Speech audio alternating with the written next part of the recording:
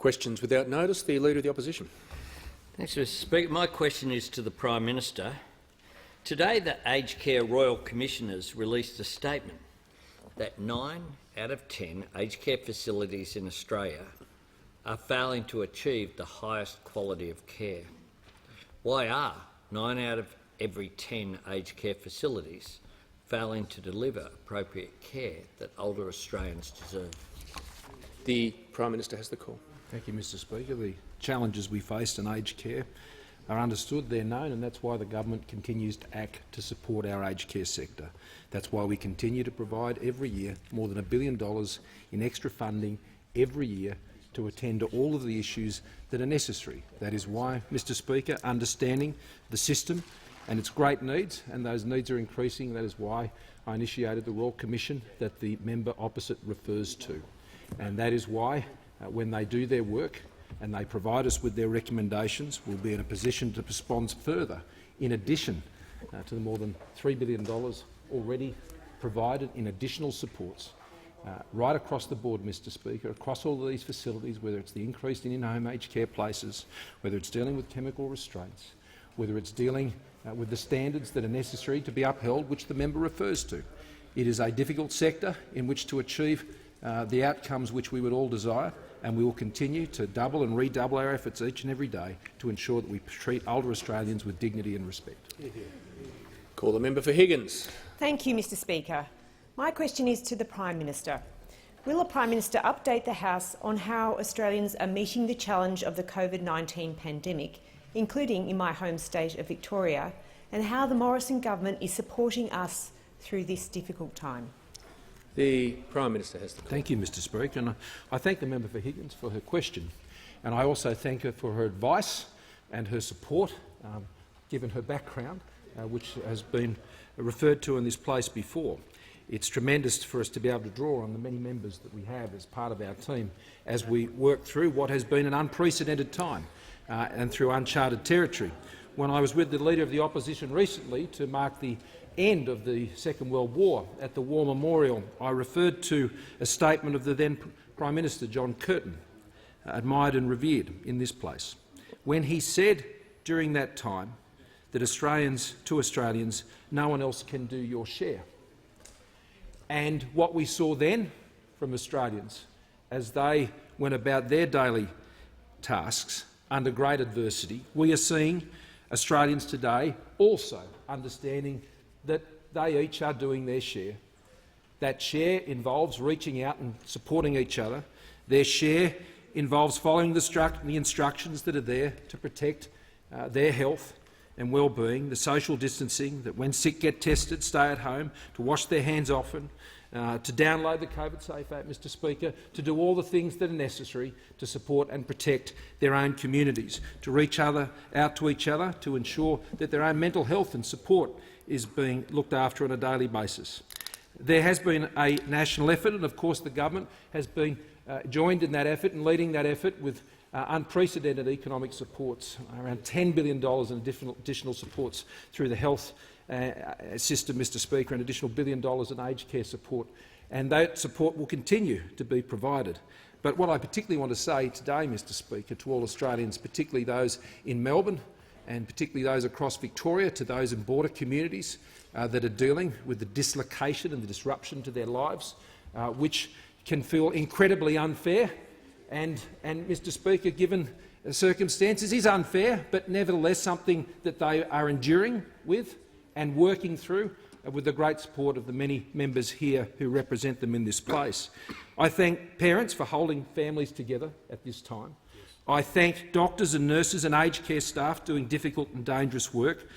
I thank our retail staff, 120,000 at Coles I had the opportunity to send a message to, so I send the same message out to those at Woolies and Aldi and all the other retail stores across the country.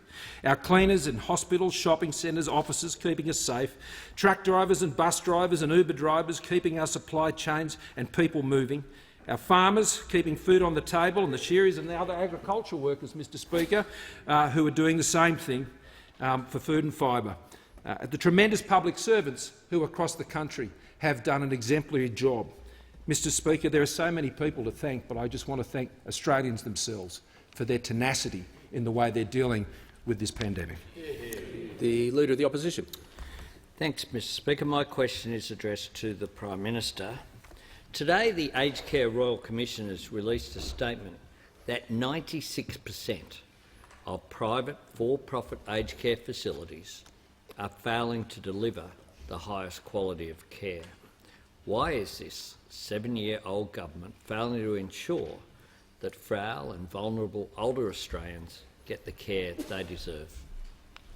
The Prime Minister has the Minister for Health to add further to my answer. But, Mr Speaker, whether it's private operators to which the member is referred, whether it's non-profit operators like at St Basil's, or whether it's public operators like at Oakton that actually sparked the Royal Commission, Mr Speaker, wherever the care needs to be provided, then the system needs to support that care in the funding and support that is delivered by the federal government and the regulation that sits over that, which is our responsibility.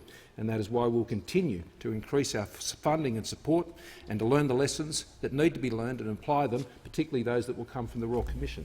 I ask the Minister for Health. The Minister for Health. Thank you very much, Mr Speaker. And adding to the Prime Minister's answer, there are 4 principal things which this government has done to assist. First, of course, is in relation to funding. We've increased funding from just over $13 billion to tracking towards $25.444 billion over the course of the forward estimates. That's allowed for additional home care places, additional support for residential care places, additional investment in aged care overall. Secondly, of course, this Prime Minister became the first Prime Minister in Australian history, to the best of my knowledge, to have called a Royal Commission. Standing next to him on the day that he announced that Royal Commission, he warned of the challenges, he warned of the confronting elements. He was the first person to have taken those steps precisely because he wished to shine a light, on the challenges which flowed from the Oakton Royal Commission into public aged care in South Australia, but which had lessons for all elements of aged care, public, not-for-profit and private. In addition to that, we've created the Aged Care Quality and Safety Commission. That commission has now seen over 620 spot inspections during the course of the pandemic, 100 in Victoria in the recent 2-month period, and in particular, as part of that, what we have also seen is the establishment last year on the 1st of July of the National Aged Care Mandatory Quality Indicator Program. That Quality Indicator Program, the likes of which had not existed under any previous government, became compulsory from the 1st of July last year. It requires that all Commonwealth subsidised residential aged care services report on quality indicators across 3 critical areas: pressure injuries, use of physical restraint, unplanned weight loss, something which is absolutely fundamental. All of those things have come together. The funding, the Royal Commission, the Aged Care Quality and Safety Commissioner and the National Aged Care Mandatory Quality Indicator Program in the fight to protect, preserve and to improve standards and qualities in aged care. Call the member for Cowper. Thank you, Mr Speaker. My question is to the Deputy Prime Minister and Minister for Infrastructure, Transport and Regional Development. Will the Deputy Prime Minister inform the House how regional Australia is demonstrating its resilience through the COVID-19 pandemic and leading by example in compliance of health regulations? The Deputy Prime Minister has the call. Thank you, Mr Speaker, and I want to thank the honourable member for his question and acknowledge that in the electorate of Cowper there has been no community transmission nor a case for 123 days. And his electorate on the Mid-North Coast, like many regional electorates across the country, have been very, very good in keeping the case rates to a minimum, in complying with what the Chief Medical Officer has asked them to do, in doing what they've also been asked to do as far as social distancing, in self-isolation if required, in helping out each other, because that's what country communities do. I always say that our country communities are big enough in which to get a good cup of coffee and small enough to care, and that is regional Australia. And I thank all those regional Australians, thank them for what they've done to make sure that the case rates as far as COVID-19 have been kept to an absolute minimum. And I want to also acknowledge a business in Port Macquarie, Coast to Coast Sports, which has transformed its business and pivoted from making sports apparel to making hand sanitizer, which is then made available for community sports teams. And community sports, where it's been possible to be played in our regional areas, has given an uplift, has certainly ensured that those perhaps flagging spirits have been given a boost. And I know how important sport is, and I acknowledge our sporting clubs for what they do, for helping spread the word in such things as ensuring that domestic violence measures, anti-domestic violence measures are put in place as far as mental health is concerned. And I'm thanking those sports communities and those sports teams, Mr Speaker, and particularly in the member for Cowper's electorate. Mr Speaker, an Aboriginal woman. Are you quite finished? Members on my left will cease interjecting. The Deputy Prime Minister will come back to his answer. An Aboriginal woman in my electorate, Auntie Gail Clark, who died on January 8 this year, often used to remark at welcomes to country. She used to say, you might need a preacher now and again in your life, you might need a doctor, you might need a lawyer, but you know, you need a farmer every day, 3 times a day, every day.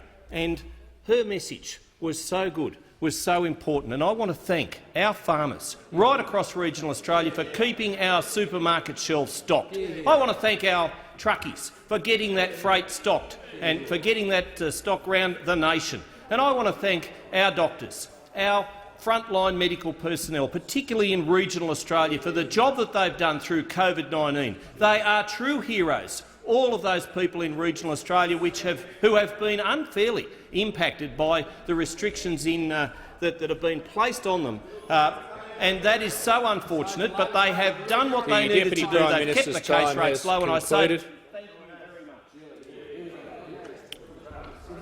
Just before I call the next member, the member for Bruce will cease interjecting and having his never-ending conversation with I don't know who, but you'll just stop. Okay. The member for Franklin. My question is to the Prime Minister. Under the Prime Minister's own emergency response document for COVID-19, his government is responsible for aged care infection control guidelines. Victoria's Chief Medical Officer has revealed poor infection practice has been the main driver of infection in aged care. Today, more than 360 families are grieving as a result. Does the Prime Minister accept his failure to act has led to the deaths of vulnerable aged care residents? The Minister for Health.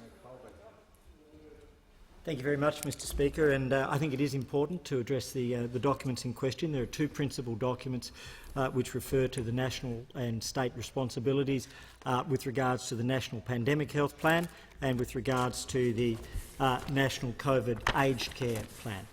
In relation to the Pandemic Health Plan, which was released on the 18th of February and activated by the Prime Minister on the 27th of February, I turn to section 4.1.4, implementation of public health measures. Very specifically, the Australian Government will also be responsible for residential aged care facilities, working with other healthcare providers to set standards to promote the safety and security of people in aged care.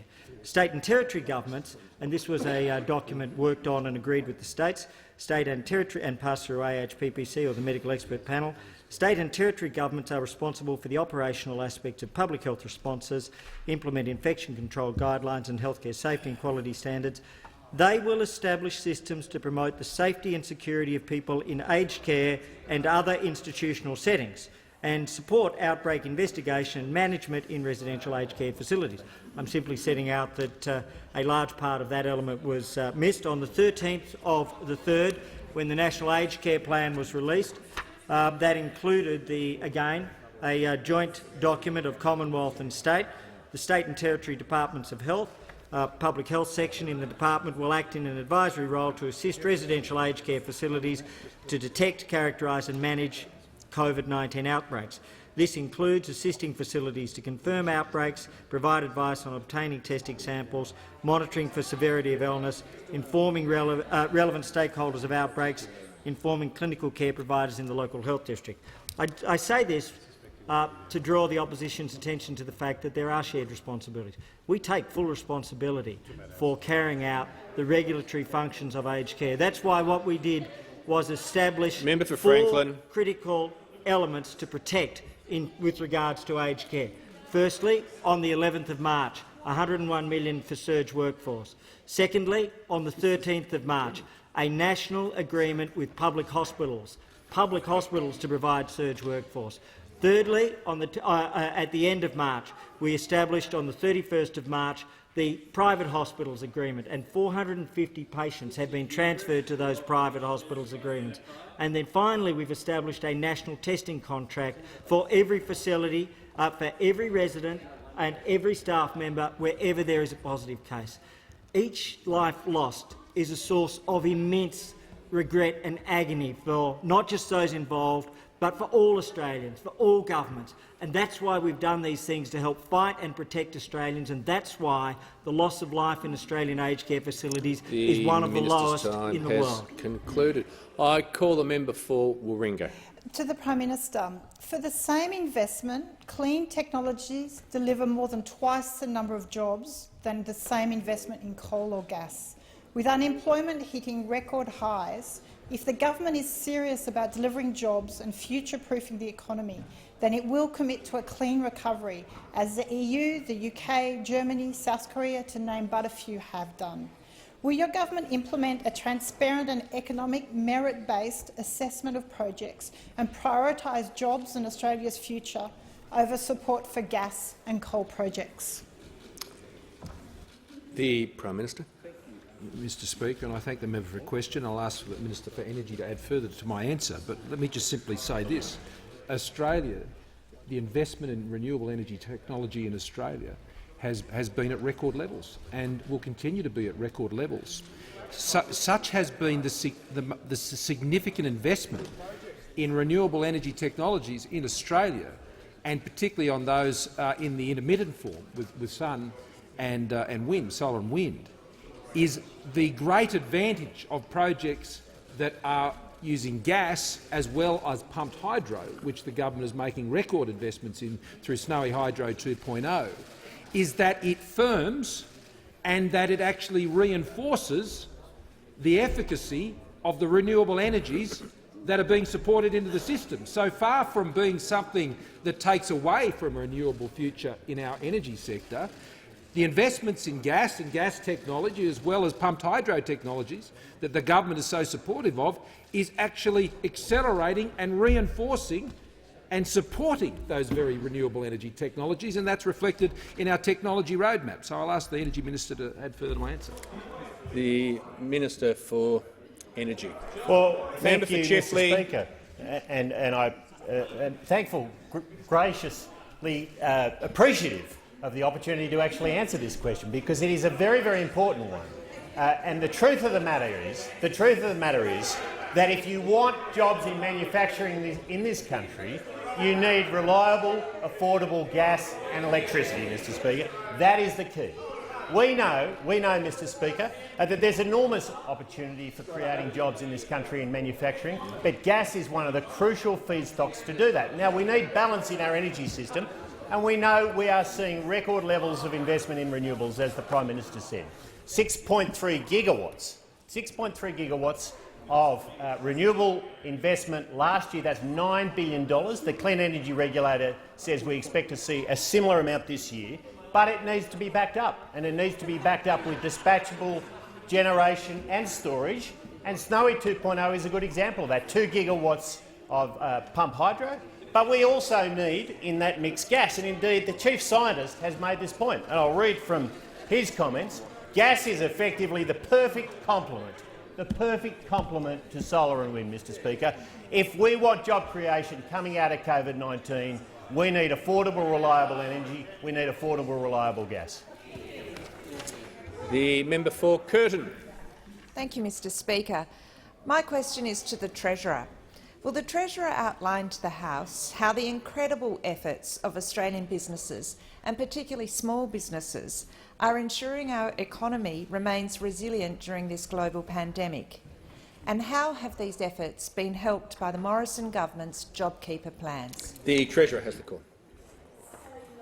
Well, thank you, Mr Speaker, and I thank the member for Curtin for a question and acknowledge her experience as a Professor of Law, as a Vice-Chancellor of Notre Dame University before coming to this place.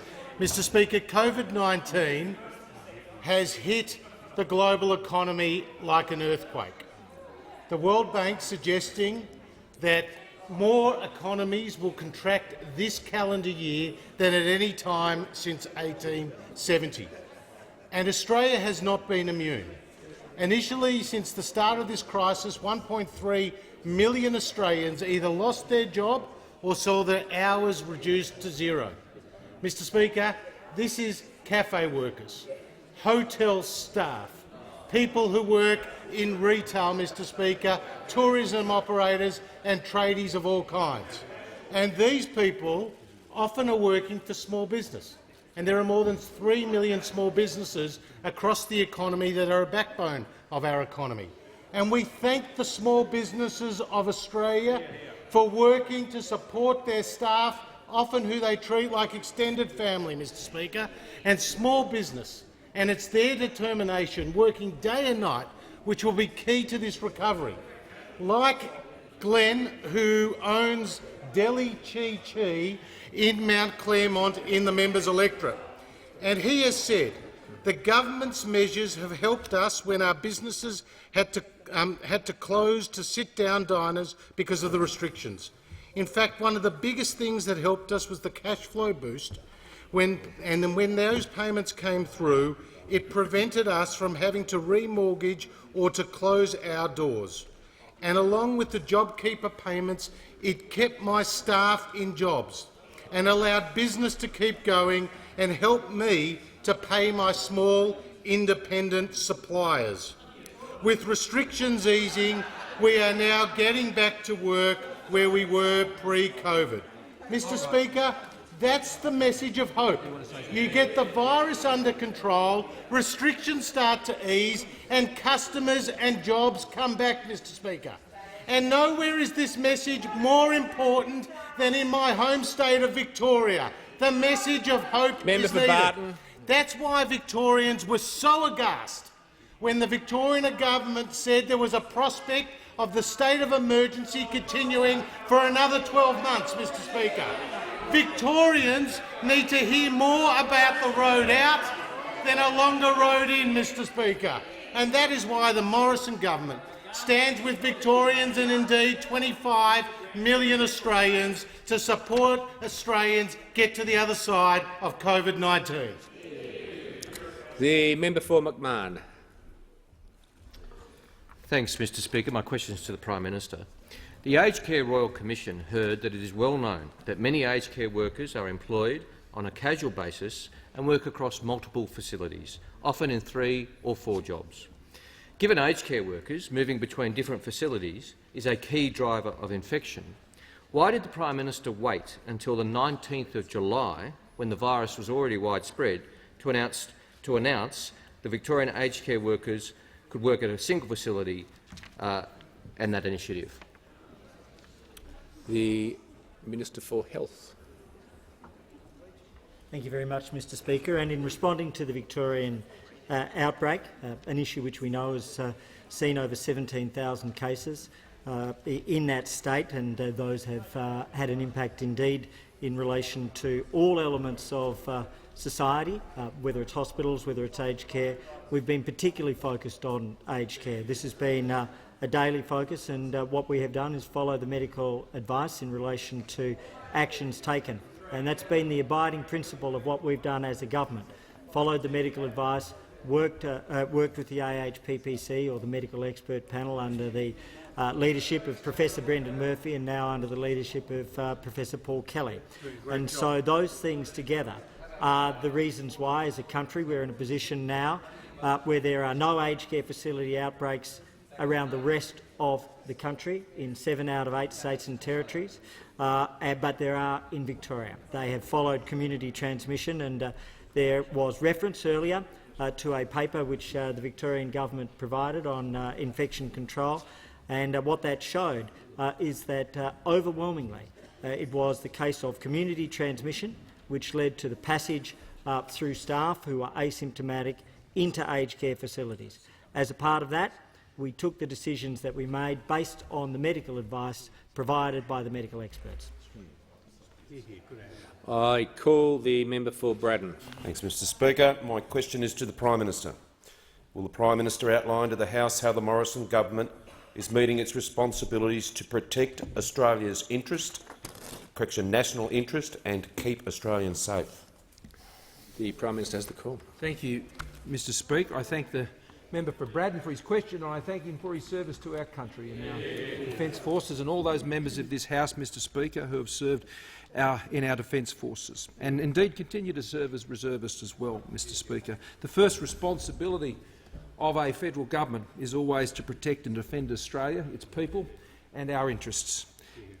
This government, Mr Speaker, has lived up to that responsibility, most recently again equipping and focusing our Defence Forces with the Defence Strategic Update, following on from the White Paper, and importantly ensuring that the resources are there to back in the plans, and the focus of those plans that are designed to keep Australia safe, working in alignment, shaping our region together with our partners and so many others, Mr Speaker, to ensure that we can keep Australians safe, to ensure that we can protect Australia against the increasing threat of cyber attacks, to further strengthen our foreign investment rules to ensure that Australia's integrity is maintained throughout the assets, in particular the critical infrastructure assets that are so important to Australia's security, to strengthen the disaster preparedness for our nation, Mr Speaker, our resilience with drought and fire and flood and cyclone, to ensure that we counter foreign interference in this country, including in our university sector.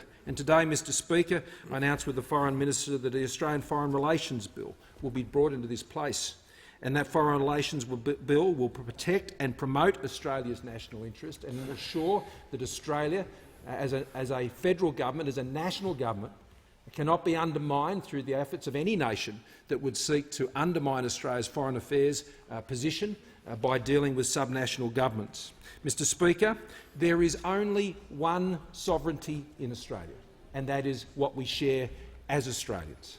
And in a time such as this, it is incredibly important that as we deal with the many threats that are without, and indeed those that are present within, when it comes to the challenges, whether it be through disaster or pandemic or other issues that can undermine our security, that can undermine and add to the challenge that Australians face, it is important that we don't retreat into provincialism.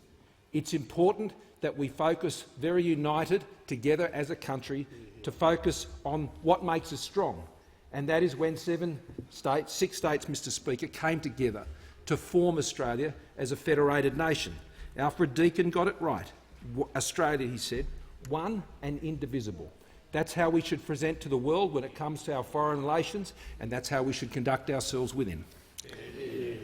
I now call the Deputy Leader of the Opposition and the member for Corio. Thank you, Mr Speaker. My question is to the Prime Minister. Are aged care workers in Victoria still working across multiple facilities? The Minister for Health.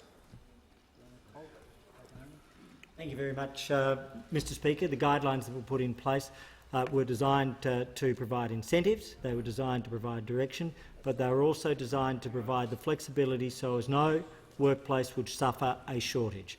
And that was designed in conjunction with the sector, and it was designed in conjunction with consultation right across the country. And so whilst there is a very clear direction under medical expert guidance, one of the most important things that must happen is to make sure that there are always workforce members available. And so we put in place incentives, we put in place additional payments, we put in place surge workforce. In fact, there are 4 elements of surge workforce which we put in place. One, as I said, on the 11th of March, we provided for surge workforce with $101 million. 2, on the 13th of March, we had the Public Hospitals Agreement to provide for surge workforce. 3, on the 29th of the 31st of March, we had the private hospitals agreement, which provides for surge workforce, and then in April we also had the testing agreement to provide for the testing within facilities. So all of those elements come together. And, I just asked the minister to resume it. Don't go all the way back. I'm just calling the Deputy Leader of the Opposition and member for Corio. Thank you, Mr Speaker. A point of order, relevance. It was a very direct question. It invites a direct answer, not ducking and weaving about responsibility.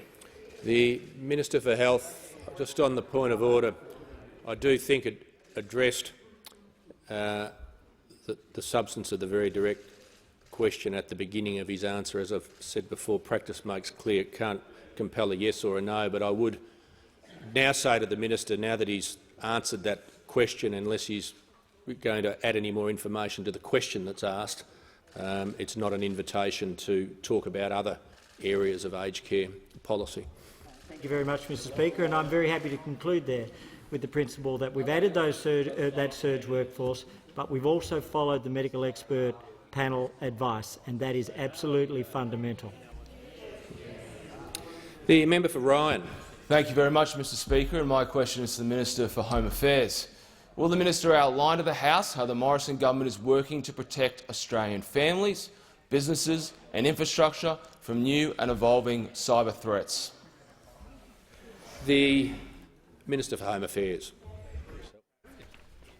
Thank you very much, Mr Speaker. I thank the honourable member for his question. I also thank him very much for the work that he's doing in relation to a petition, an online petition that he has at the moment, calling on state governments to support the Australian government's position in relation to a register for child sex offenders. So it's a great work that he undertakes in his electorate of Ryan.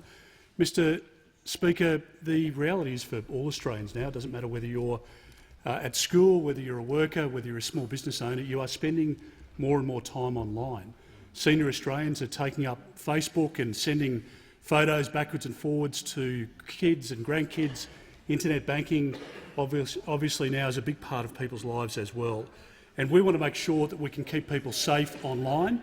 We want to make sure that we can do everything we can through the cyber security strategy that the Prime Minister and I announced earlier this month to keep not only Australians at home safe online, but also businesses and infrastructure. It is the reality now, sadly, that state actors and criminal groups are targeting Australians, scamming identifications, trying to help groom young children online to catch up in the real world. And there are many different facets of why we need to get the cyber security strategy right. Mr Speaker, we're investing $1.67 billion into this strategy to help keep Australians safe online, and the Morrison government has made it absolutely clear that we want to protect and defend Australians online, and in particular from threats against our critical infrastructure.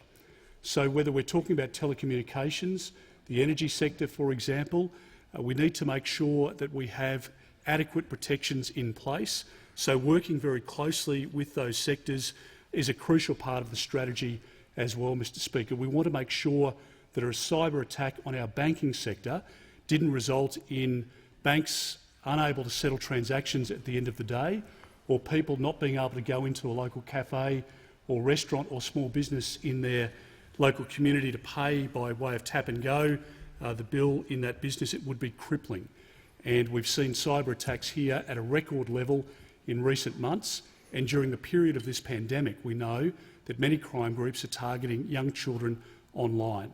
We know that paedophile groups are targeting and trying to groom young children online, and it's what makes it absolutely necessary that we defeat that scourge through the cyber security strategy. I want to say thank you to the Prime Minister and to the heads of our agencies who have really been working day and night on this strategy to make sure that we can keep Australians safe, and we will continue to work with industry, with every sector, to make sure that that environment online is as safe as it can be. The Leader of the Opposition. I'll just briefly associate the opposition with the comments of the Minister. It is quite frankly just abhorrent and hard to understand this scourge. It's this evil, and we need to do whatever we can to wipe it out. The member for Canberra. Thank you, Speaker. My question is to the Prime Minister. The Royal Commission heard evidence that aged care workers could only use 2 masks or 1 glove per shift. How can residents and staff be protected from the deadly COVID virus when staff can only use 1 glove per shift? The Minister for Health. Thank you very much, Mr Speaker, and I want to address this question and correct some of the claims made. In relation to infection control and in relation to PPE, what we have seen across the country is at a time when there was a global shortage and of supply and a global spike in demand, Australia has been one of the countries that has been able to not only maintain but to dramatically expand our flow. We've had over 400 million masks into the National Medical Stockpile.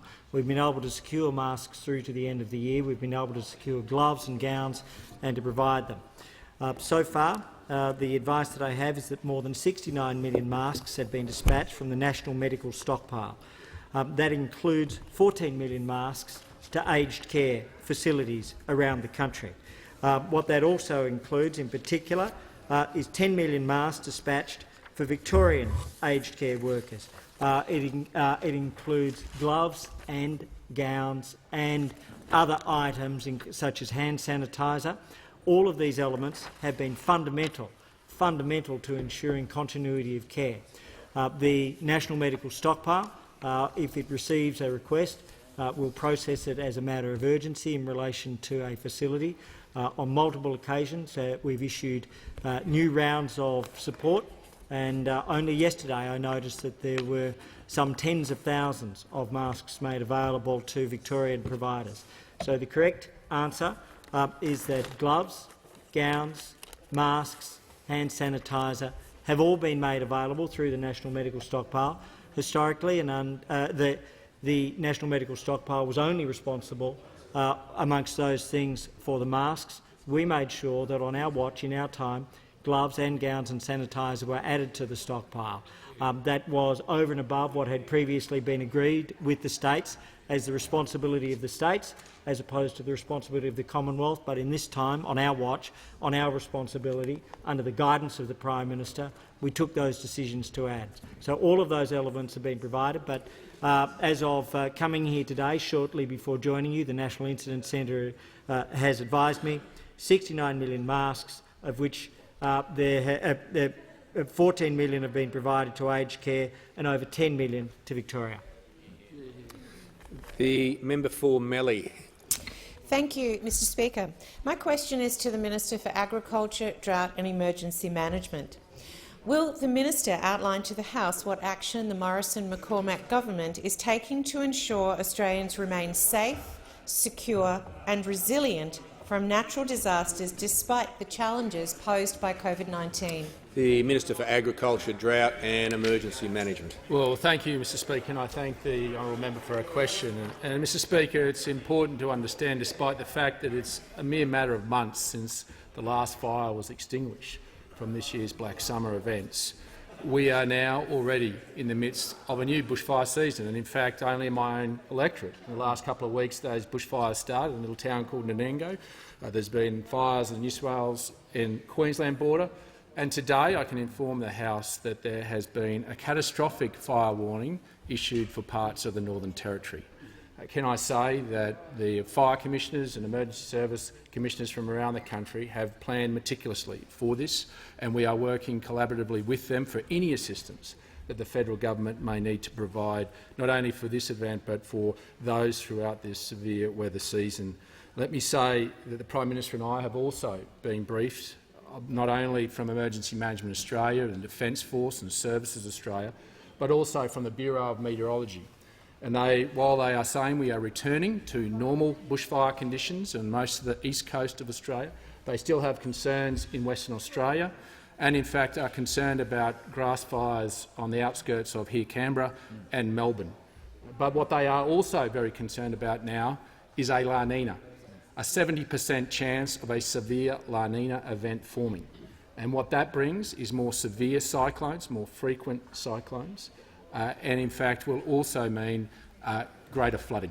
So it's important that we understand that this changing threat has gone from bushfires to now cyclones and rain, and in fact they're also giving warnings around prolonged heat waves rather than spikes in heat waves, which means that we are working with state officials to make sure not only are we preempting these natural disasters, but working with state health agencies to make sure the most vulnerable are also protected as we get into the warmer months.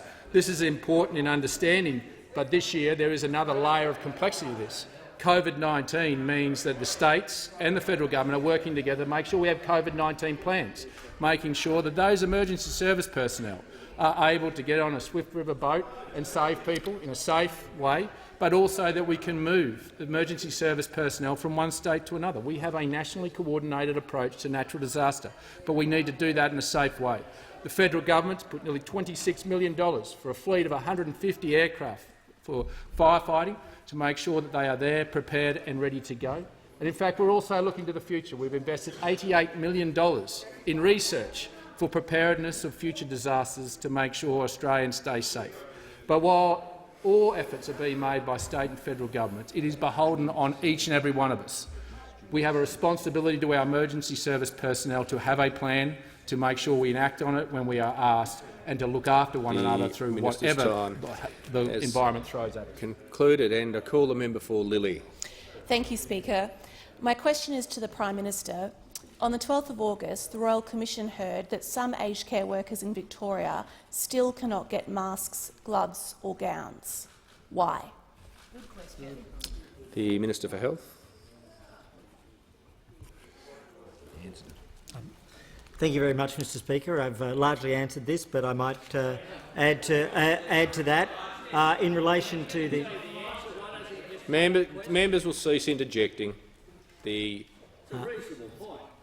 no interjection is reasonable. The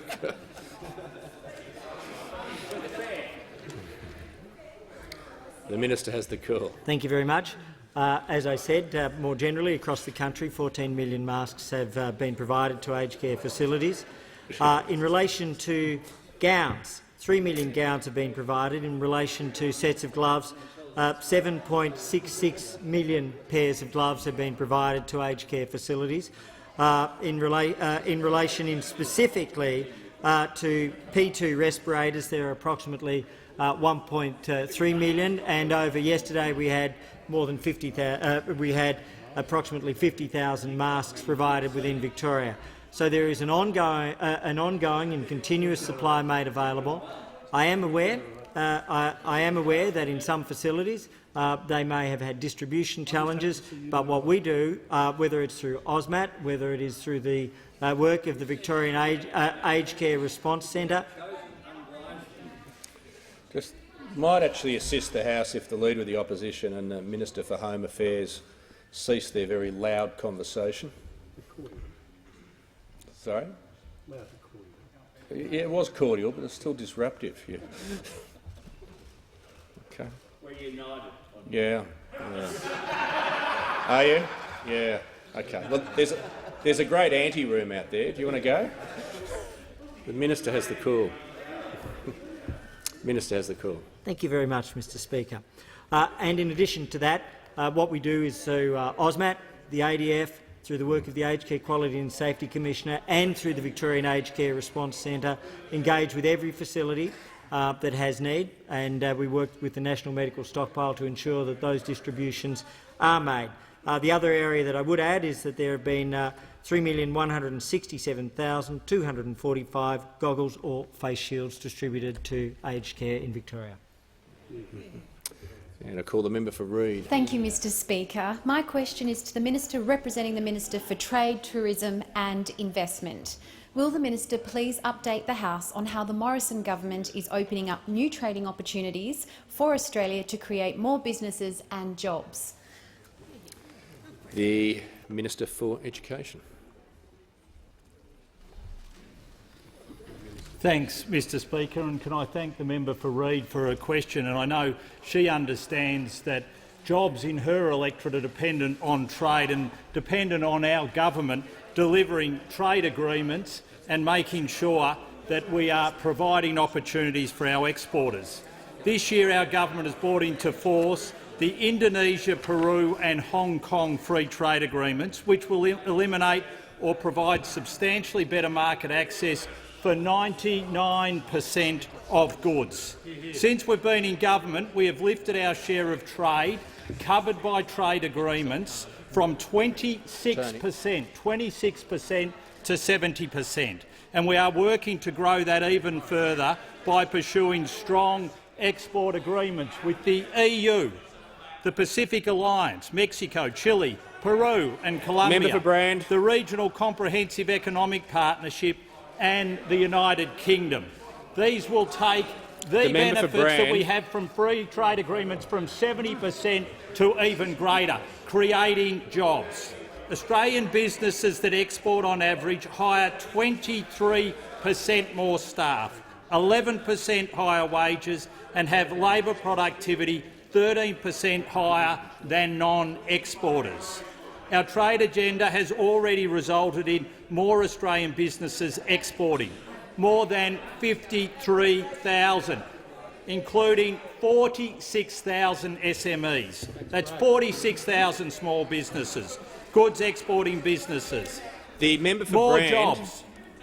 1 in 5 Australians are in trade-related employment. For those in regional Australia, it's 1 in 4. Regional Australia, it's so important for jobs when it comes to our export sector. Household incomes on average are $8,500 higher because of trade. $8,500 higher because of trade. And at the moment we have a record 30 consecutive monthly trade surpluses, with the 2 largest trade surpluses in March and May 2020. A record financial year trade surplus of $77.4 billion in financial year 2019-20. We know that COVID-19 is impacting on our exporters, but when you look at our record, goods and exports are only down 3.7% in 2020. If you look at the OECD average, that is 15.2%. We understand how important trade is. That is why we're pursuing free trade agreements with the EU, with the Pacific Alliance, with our partners in ASEAN and with the United Kingdom, because we know that that will produce more jobs for our economy. Concluded. The member for Franklin. My question is to the Prime Minister. Why did the Prime Minister wait until 3 August to announce a paid pandemic leave payment in Victoria after more than 100 aged care residents had died? And does he agree with the South Australian Liberal Treasurer that it makes no sense for the Prime Minister to fund a scheme in Tasmania with 1 active case but not South Australia with 3? And why won't the Prime Minister make sure paid pandemic leave is available for all Australians? The Prime Minister has the call. Whoever that was on my right will cease interjecting. Member for Sydney is asking me to guess. Let's have a week of no interjections next week, member for Sydney. And the Prime Minister has the call. Thank you, Mr Speaker. I've written to all premiers and chief ministers. They have all been offered the same set of arrangements that are provided to Victoria. The Tasmanian government has taken up that offer. I've written back to the premiers of New South Wales and Queensland today and Western Australia, Mr Speaker. They have sought further information on these arrangements, and we are providing that information. I have not yet seen a request from South Australia. Should they make that request, Mr Speaker, then we will respond to that request as well. And we have enabled this disaster payment to be made available for those who need to isolate in relation to the pandemic. And that was done following a very good agreement that I was able to reach with the Victorian Premier, and I'm pleased that we can extend that to the other states and territories. The member for Barara. Thank you, Mr Speaker. My question is to the Attorney-General. Will the Attorney please update the House on how the Morrison government is protecting the national interest, in particular how the government is working to counter foreign interference? Attorney-General. Thank you, Mr Speaker, and I thank the member for his question and for his excellent work with others from both sides of this House on the Parliamentary Joint Standing Committee on Intelligence and Security. And that's been a very busy committee because since coming to government in 2013, as a government we've passed 19 tranches of national security legislation, laws that are keeping Australians safe in a very fast-changing and increasingly unpredictable global environment. Of course, we legislated, for instance, to ensure that abhorrent violent material could be removed from online spaces following the shocking events that occurred in Christchurch. We passed counter-encryption laws to stop our intelligence and law enforcement agencies from going dark in the fight against terrorism and child sex offenders. Indeed, those laws were used 10 days after coming into effect to prevent a real risk of injury to Australians. So these types of laws are very, very important.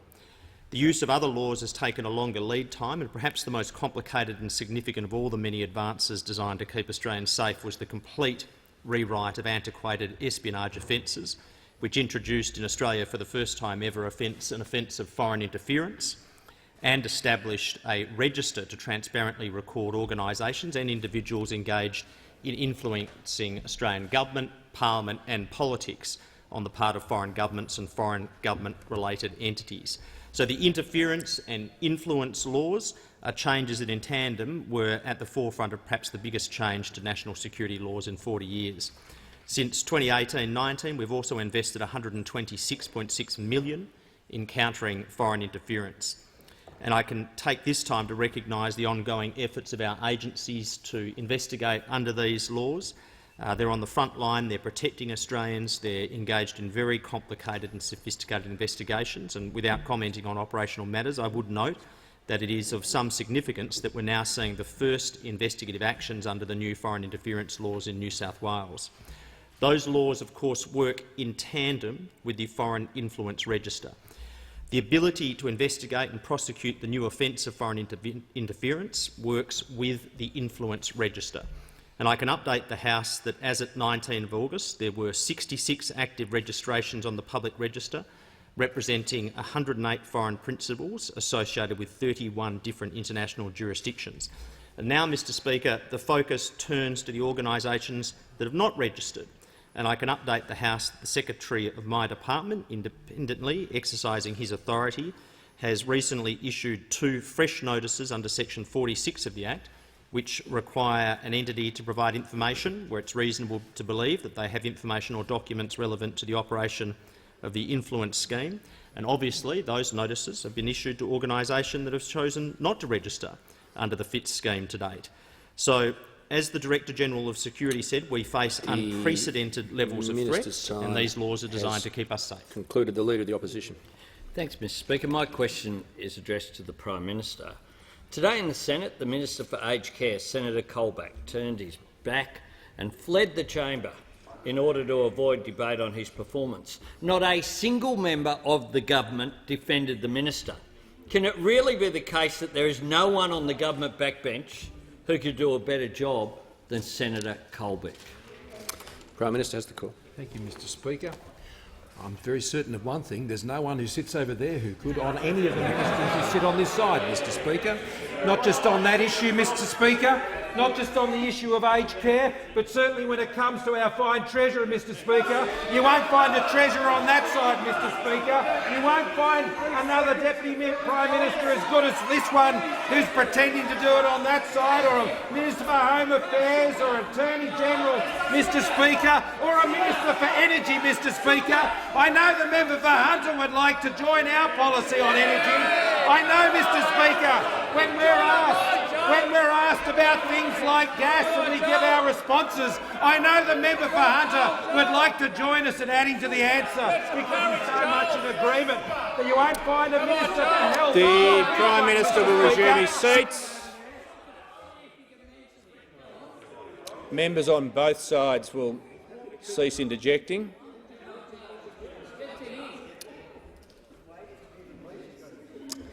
The Manager of Opposition Business on a point of order. Point of order on direct relevance. Given the gravity of the issue that we're dealing with today and why there is a question over the Minister for Aged Care, you'd think the Prime Minister could spend more than 3 seconds talking about the current Minister for Aged Care. Just ruling on the point of order.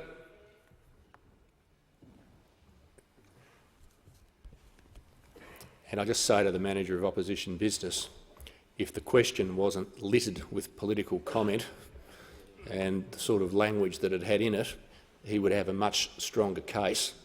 I've made the point before, and I'll just make it very clear, when questions have such a strong element of debate, political comment and the language used about the Minister for Aged Care in the Senate chamber, my attitude, so there's no confusion, is it really does open it up very much for whoever's answering. The Prime Minister has the call. Mr. Speaker. Yeah, that's all right. I just told you you had the call. Of outstanding ministers here, Mr. Speaker. The Minister for Agriculture and the Minister for Emergency Management. You won't find one like that, Mr. Speaker. And of course, the Minister for Indigenous Australians, who I know, in his great humility, who works closely with the Shadow Minister for Indigenous Australians, Mr. Speaker, but you won't find a finer Minister for Indigenous Australians. The Minister for Communications, Mr. Speaker, the Minister for Education, for Industry, for Environment, for National Disabilities, and of course the Assistant Treasurer, Mr. Speaker, whose pioneering work on the Home Builder Scheme, the first home lender scheme, Mr. Speaker, is getting Australians into their first home. Those of us opposite mock, Mr. Speaker, but what my government is doing is keeping Australians safe, it's keeping Australians strong, and it's keeping Australians together. These mob on that side, Mr. Speaker, can't keep themselves together. The member for North Sydney. Thank you, Mr. Speaker. My question is to the Minister for Education. Will the Minister update the House on how the Morrison government is protecting freedom of speech and academic freedom in our universities? The Minister for Education.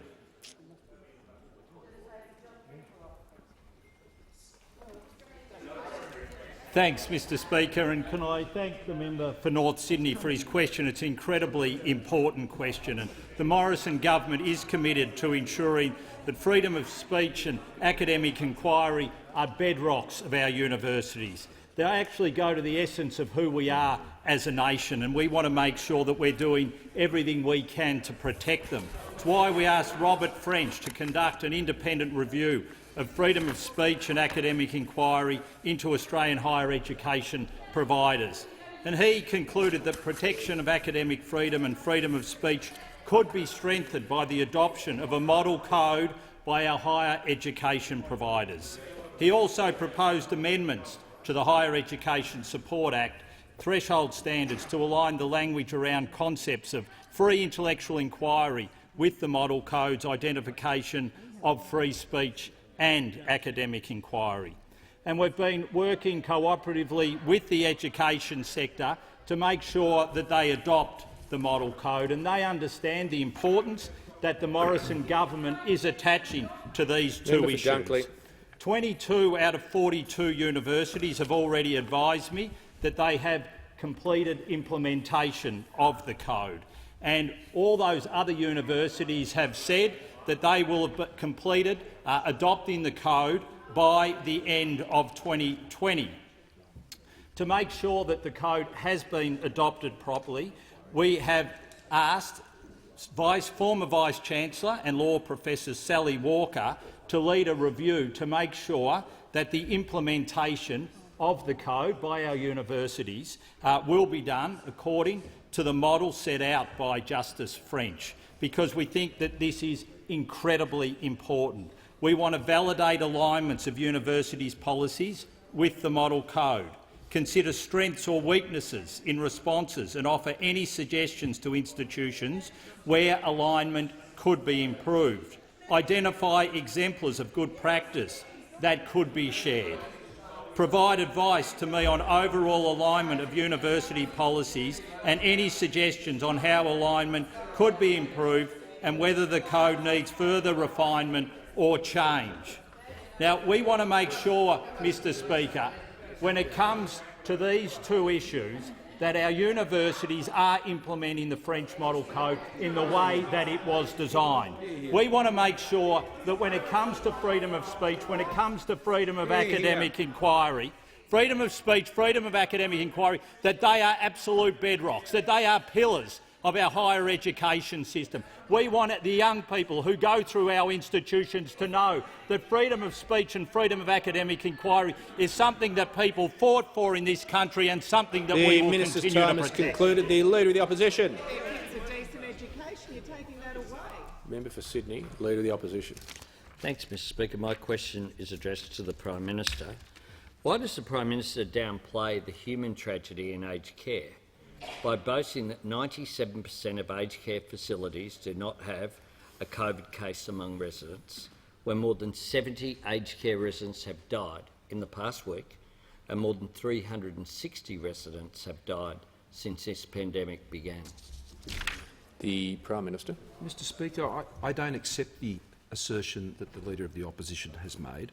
On every occasion when I have spoken these matters, whether it's the very specific cases and the individual deaths of Australians that have been impacted, or particularly those 4 facilities in Victoria, when members opposite have asked me about those matters, I've addressed each of those issues. In fact, I think on 75 occasions, 75 questions, we have been responding specifically to the issues that have been presented.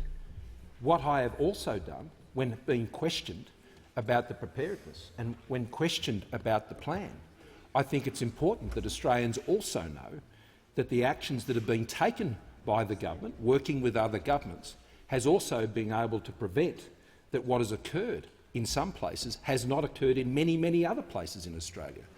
What we've been able to do is reassure Australians, particularly Australians with those who have families in residential aged care, those who are in residential aged care themselves, that while the community outbreak that we've seen in Victoria has got into the aged care system, and we have sought to respond to that, Mr Speaker, and we've been able to contain as much as possible, as much as we've been able, that impact, Mr Speaker. The impact in Australia, when you look at how COVID is presented in our aged care system, that there have been 8% of facilities that have had resident infections, but when you look overseas, similar countries, 56% of facilities have had resident and staff infections in the United Kingdom. So Australia's actions have made a difference, I would say, Mr Speaker, and I think it's important to give people hope about these things. But on every occasion we have shown absolute respect, Mr Speaker, and absolute understanding and sympathy to the impacts on those families. And for the Leader of the Opposition to suggest otherwise, I think I would hope, very unlike him. I hope it is very unlike him, because it is, I think, a very unreasonable thing to have presented in this place, and I would hope that he wouldn't stoop to that level again. The member for Boothby. Thank you, Mr Speaker. My question is to the Minister for International Development and the Pacific. Will the Minister please update the House on how the Morrison government's Pacific Step Up is supporting our Pacific family, particularly in the face of the current global pandemic? The Minister for International Development and the Pacific. Thank you, Speaker, and I thank the member for Boothby for her question, her advocacy for our Pacific Step Up and security and stability in our Indo-Pacific region.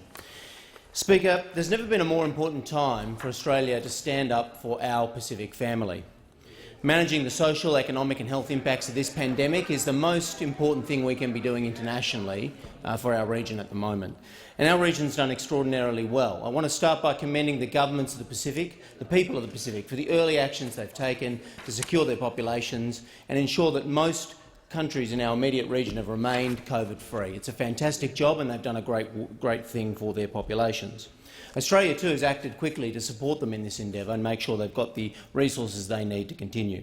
We've been in close contact with the government since the beginning of the pandemic in our Pacific partners in Timor-Leste, and we've reprioritised, importantly, our aid budget, a record $1.4 billion, the most spent by an Australian government in our region ever, to make sure that it's available during this time to support those governments in what they've been doing. And vitally, as the Prime Minister has said just last week, we're making sure that the Pacific will be able to access life-saving vaccines through the money that we're spending. To ensure this, of course, the Morrison government has increased our contribution to Gavi. We've also made a recent commitment of $80 million through reprioritised money to the Gavi COVAX Advanced Market Commitment, which will ensure that that access reaches Pacific countries and saves lives. In addition, of course, from the beginning we set up the Essential Humanitarian Services Corridor. This has ensured our supplies of PPE The vaccine testing kits that we've sent through to countries have been able to keep moving when we've seen airlines close and movements stop. The countless tonnes of PPE and the 19,000 gene expert COVID cartridges that have been received through Pacific have made a big difference. But, Mr Speaker, supporting the economies of the Pacific is also going to be vital for the challenges that we face coming up. That's why I'm pleased to say this morning and inform the House that Prime Minister Morrison conveyed to Prime Minister Sogavare of the Solomon Islands just today that Australia has agreed to provide further support through the Australia Infrastructure Financing Facility of the Pacific to the Tehan River Hydro Power Project, following a request from the Solomon Government's Islands. This important project, of course, is going to drive economic recovery.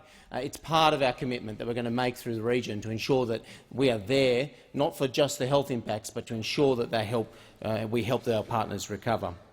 Mr Speaker, Australians can be totally proud of the efforts of all of our agencies and our government at this time and what we're doing in the Pacific. We thank our Defence Forces, we thank our diplomats, we thank our aid partners, we thank our aid workers. We thank everyone involved in the great work we're doing throughout the Pacific and Timor-Leste. And we know, Mr Speaker, that during this crisis and the shared recovery we're going to face, we'll get through this as a region, we'll get through this together as family. The member for Franklin. My question is to the Prime Minister. Why did fewer than 1 in 5 aged care workers complete the government's online training module about the use of protection equipment by June? The Minister for Health.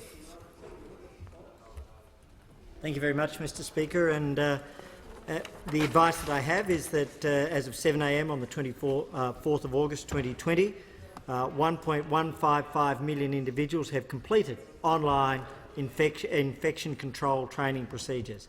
That includes 1.2 million modules in aged care, 165,192 aged care workers, 84,493 disability care workers, 120,565 hospital workers, 64,531 primary care workers and 720,855 others.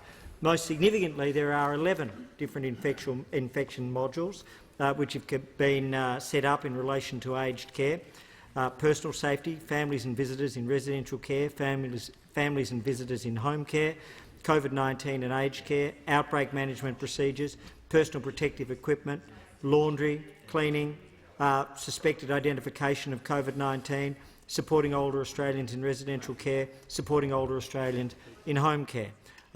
Between them, as I say, 1.2 million different modules have been conducted right across the country. That is part of what we set up with our surge workforce preparation announced on the 11th of March. It's part of what we built on the 13th of March with a national public hospitals agreement where we agreed to provide 50% of the funding incurred by state hospitals in relation to their COVID-19 preparation and their outreach. And it's related to what we also did with our work on the 31st of March, where we announced in particular the private hospitals agreement, an agreement which has seen 452 patients on the advice that I have transferred to those private hospitals, and then in addition to that supported by the national testing contract which allows for every resident and every staff member to be tested.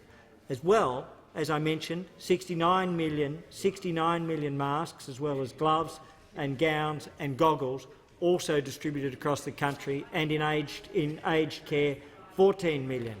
All of these things in context, though, occur in a world where we have a pandemic where 24 million people were infected as of today. By the time we come back on Monday, it's likely that that will have increased to 25 million people. It's likely that as a consequence, 24,000 to 25,000 lives will have been lost.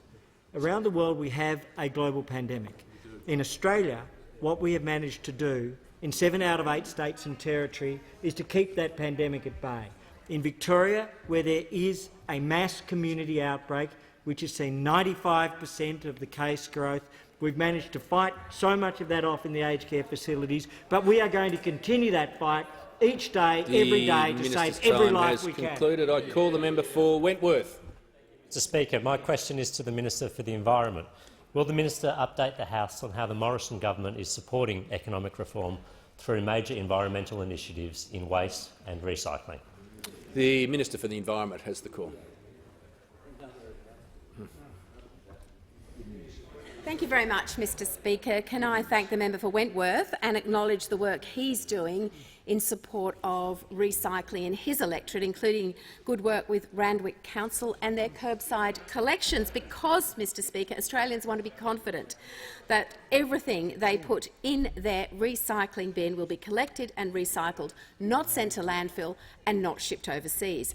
As the Prime Minister said, it's our waste, it's our responsibility. And that's why today the government introduced legislation that will implement the waste export ban agreed by Australian governments in March, and also the legislation reforms the Product Stewardship Act.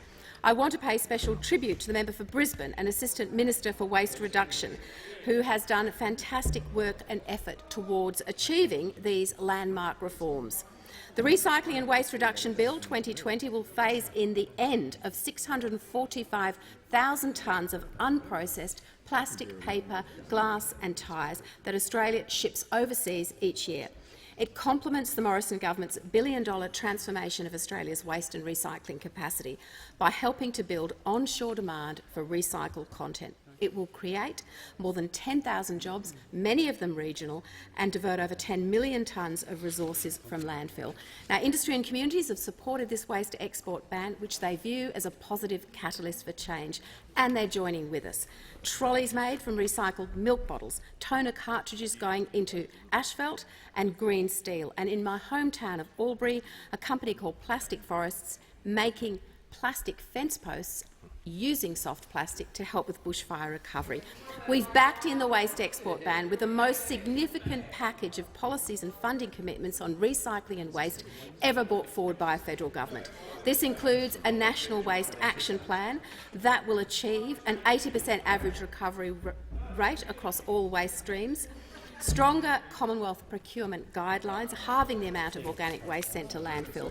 We're leading substantial investment in recycling through a new $190 million recycling modernisation fund, which will leverage $600 million of new investment in recycling infrastructure. Australia's first National Plastics Summit was hosted by the government in March.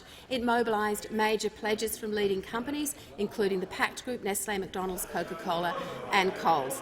Its outcomes will help inform our first national plastics plan.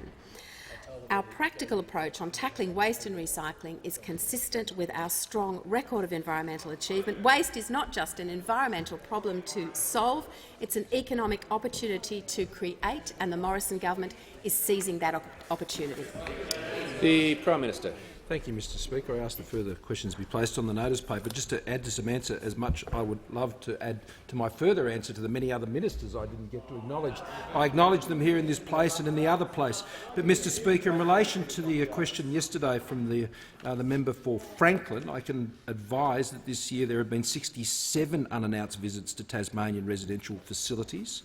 I add to a further answer I gave, Mr Speaker, in relation to states that have requested further information in relation to the pandemic leave payment, and Northern Territory government has also been in touch with me and I've written back to them.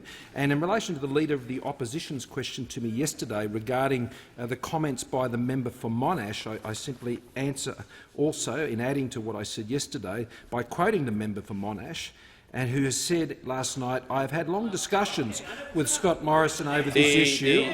You don't want to hear this. No, the Prime Minister. Resume his seat. No, the Leader of the Opposition resume his seat. No, the Prime Minister can only add with material that was available prior to the question being asked. Prime Minister on another. Mr Speaker, I table the transcript. Thank you.